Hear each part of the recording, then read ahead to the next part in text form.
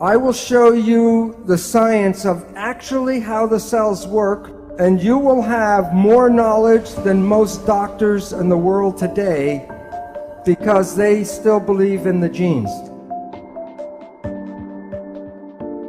You are made out of 50 trillion cells, and the cells are the living entities. So you are a community, not a single person. Every cell in your body has minus voltage on the inside and positive voltage on the outside. Every live cell is a battery. Every cell has about 1.4 volts. 50 trillion cells in the body times 1.4 volts is 700 trillion volts of electricity in your body right now. And with training and meditation, you can focus this energy called chi, and you can use that energy for healing. So while you see yourself as a physical entity, the new physics, you are energy waves interacting with each other right now. All animals and all plants communicate with vibration.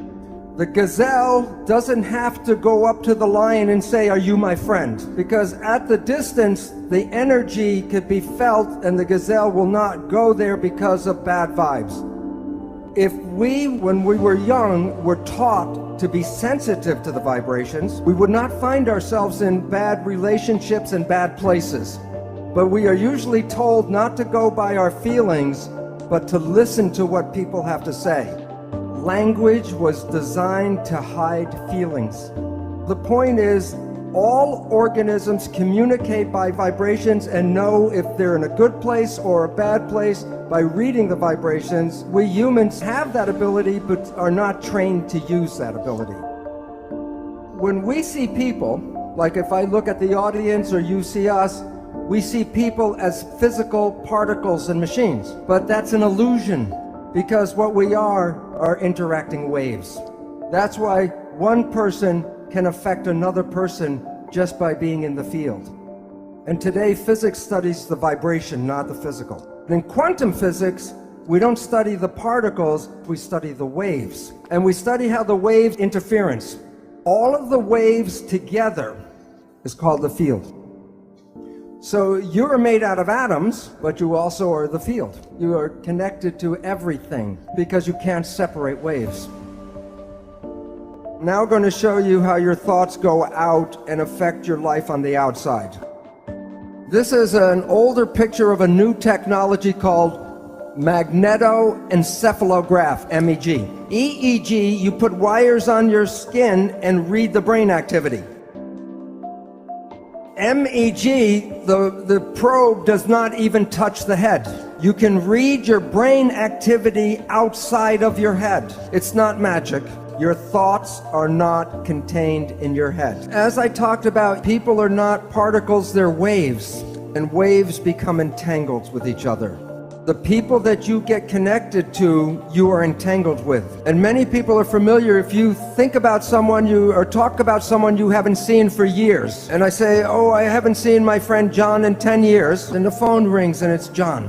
Or a letter comes in the mail from John. It's like the placebo nocebo. When you think very positive thoughts of someone, they make an effort to get in touch with you. But it works both ways. If you have a negative thought about somebody, wherever they are, they will create negative talk about you. So it's very important to recognize your thoughts and your judgments are not just connected to you, they're connected to the people you talk about.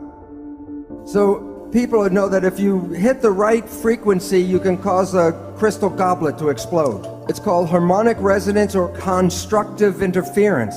You are like a tuning fork with your brain, and you're broadcasting frequencies of your thoughts. Which goblet is going to respond to your thoughts? The one that is harmonically resonant with your thoughts. If you live in fear, you're not going to activate the Dalai Lama, but you may get Scarface to show up. So when you are having thoughts, you are exciting and activating those things in the world that are connected to your thoughts. When a mugger is trying to pick out which person he's going to attack, of the different people walking down the street, which one do you think gets attacked?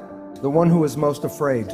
Because the one who's most afraid will resonate, and that means that the mugger doesn't have to do anything, go boo, and everyone will give him everything. But while it works for individuals, it is very powerful when a whole group of people have the same thoughts. You can't make a war unless enough people are ready to make a war. I'm going to show a picture of mass action here, and it relates to in New York City, 1 year after 9/11. So this is September 11th, 2002, the 1-year anniversary of 9/11. What was everybody in New York thinking about that day?